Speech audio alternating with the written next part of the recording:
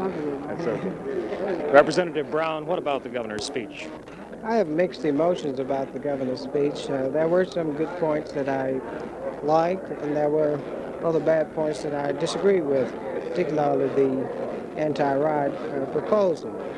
As I stated earlier, I feel that the governor should be giving some attention to the conditions which create these results, which we call the riot. But he has not come forward with anything to take care of the housing problems that minority citizens have here in Georgia. He did not say anything about the employment problem and police brutality. These are conditions that we've got to give some concern to. And I certainly feel that the anti-riot law would certainly add kerosene to the fire. It would not solve the problem. It would do more antagonizing than good. There was one feature of the governor's speech that I really liked, and that was the proposal to eliminate the 1 week wait period for those persons filing claims for unemployment compensation. I think this is very good and a progressive move in terms of other states. I certainly feel that a person should be assured of some income when he has been laid off from work for no cause of his own. And the proposal for the increase in benefits for persons injured on the job, I think this is excellent. And I also endorse the governor's program for prison reform. The one bad thing was the riot, and there's another cut. You're not on, are you? Yeah, it's on. Just start again. Well, he's using his office to foster something that runs contrary to the basic ideas of separation of church and state.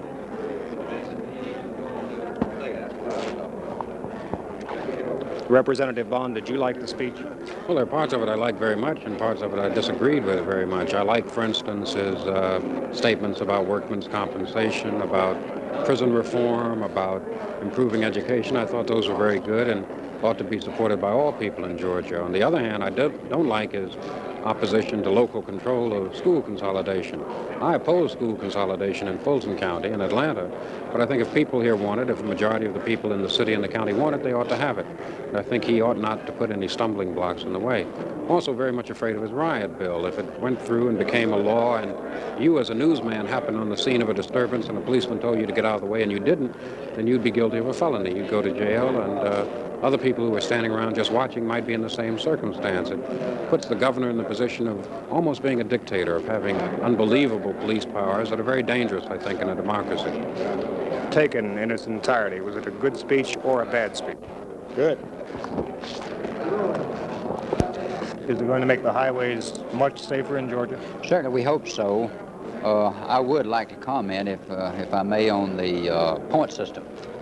This will fix it to where the courts will have to report to the Department of Public Safety the actions taken on traffic tickets.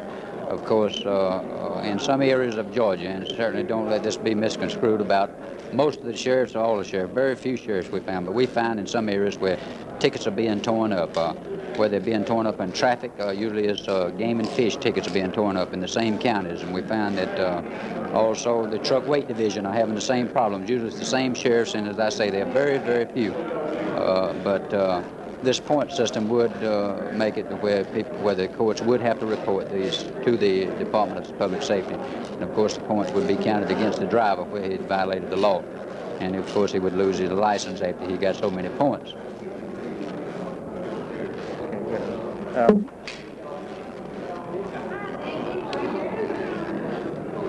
Do you think passage of these measures will make the highways safer in Georgia?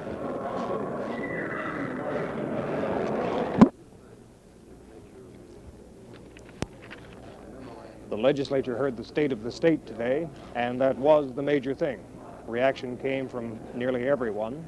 Many were quick to say it was great. Others were just as quick to say it wasn't all that good.